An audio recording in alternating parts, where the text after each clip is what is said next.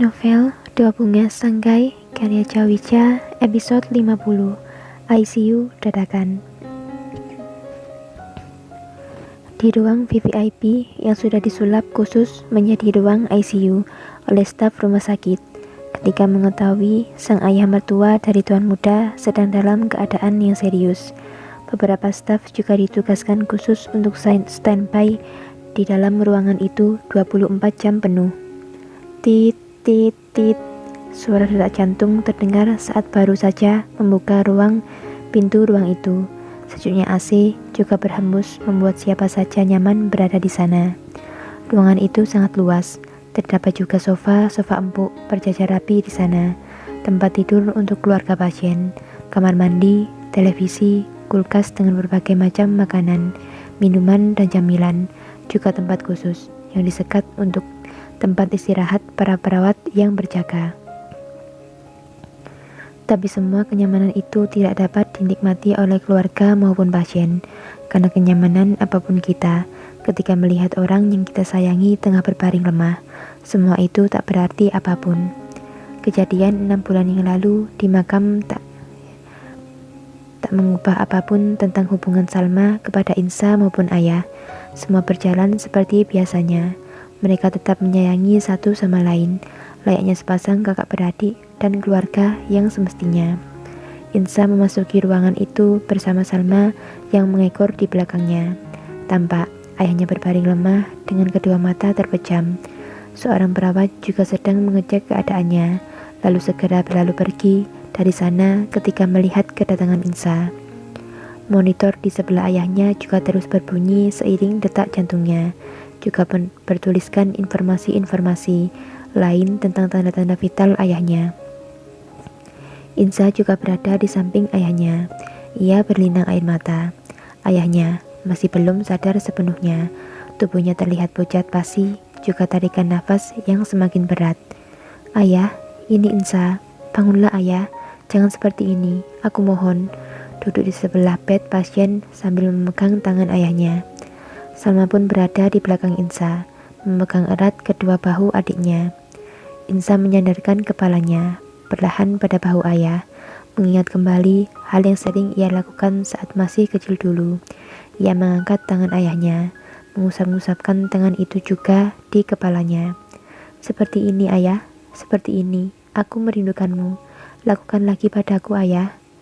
Ayah pasti kuat, ayah harus bertahan, demi aku, demi Kak Salma. Jika ayah pergi, siapa lagi yang akan menyayangi kami? Bangunlah ayah, aku mohon. Insa terus saja meracau sambil terisak di samping ayahnya. Sementara Salma lebih memilih untuk membacakan ayat-ayat suci Al-Quran di sana. Nona Insa baru saja mengunjungi rumah sakit. Beliau berkunjung ke ruangan Dr. Vina. Sebuah laporan pesan singkat khusus masuk pada ponsel Hanafi. Dr. Vina, astaga, apa hari ini jadwal check up rutin Insa? Kenapa aku bisa melupakannya? Kumam Hanafi Belan yang masih berada di ruangan rapat di kantor anak cabang Kotadi. Ia mencari kembali dalam ponsel jadwal check up yang sudah diberikan Dr. Arya padanya. Jadwal check up masih 2 hari lagi. Kenapa Insa datang sekarang? Menatap heran lurus ke depan. Beberapa detik kemudian, ia mengetik sesuatu pada ponselnya. Cari tahu kenapa Nona pergi ke rumah sakit hari ini dan apa yang dia lakukan di sana. Pesan terkirim pada seorang di seberang sana yang langsung dibalas olehnya. Baik tuan. Hanafi pun menaruh ponselnya dan segera melanjutkan rapat yang tertunda karena pesan singkat khusus yang masuk pada ponselnya tadi. Baru saja beberapa menit rapat itu berjalan kembali. Ponselnya sekarang bergetar. Terlihat di layar ponsel panggilan dari Dr. Arya masuk. Hanafi melihat sekilas ponsel itu, lalu menghentikan lagi rapatnya. Ia melihat menyingkir menjauh dari meja rapatnya. Ada apa? Apa ada yang penting? Aku sedang sibuk sekarang. Kirimkan saja lewat pesan apa saja yang dilakukan istriku bersama Dr. Vina.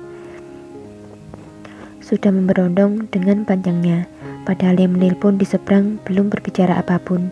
Kau di mana sekarang, Han? Seakan tak peduli perkataan tuan mudanya, ia langsung saja bertanya pada intinya. Aku sedang berada di Kotadi. aku sedang rapat. Nanti akan aku hubungi lagi. Sudah mau memutuskan sambungan telepon seperti biasanya. Ayah, seketika menjawab sebelum Hanafi mematikannya, karena kata itu selalu saja menjadi kata yang dapat mengalihkan perhatian Hanafi. Ayah, ada apa dengan ayah? Nada bicaranya sekarang terdengar serius. Ayah tidak sadarkan diri. Dia sekarang berada di ruangan ICU. Apa? Apa yang terjadi, Arya? Dia jatuh tak sadarkan diri di kamar mandi, Han. Segeralah kemari. Tanpa menjawab apapun, Hanafi mematikan teleponnya, lalu meminta sekretarisnya melanjutkan rapat yang sedang berjalan. Sementara ia segera melakukan perjalanan untuk ke rumah sakit yang di seberang sana. Setelah Hanafi mematikan ponselnya, untung saja dia ada di kota D. Dia akan memakan waktu yang cukup lama untuk sampai di rumah sakit. Setidaknya bisa memberikan waktu untukku sampai lebih dulu di sana. Kenapa aku tak bisa santai sehari saja di hari liburku ini? Oh, segelas kopi dan roti selaiku. Maafkan aku harus segera pergi sekarang. Segera berkemas tergesa-gesa, lalu meraih segelas kopi itu, meminumnya hingga separuh, lalu meraih roti, juga roti selai di sampingnya, memasukkannya ke mulut sambil berjalan meninggalkan ruangan. Di lorong rumah sakit, Dr. Vina sedang berjalan menuju ke ruang perawat yang ada di ujung lorong. Ia berpapasan dengan Dr. Arya yang baru saja tiba di sana. Dr. Arya, bekiknya pelan melihat Arya berjalan tergesa-gesa ke arahnya.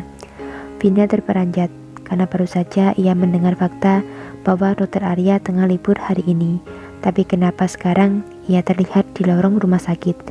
Matilah aku. Dia pasti kesini ingin memarahi kebodohanku.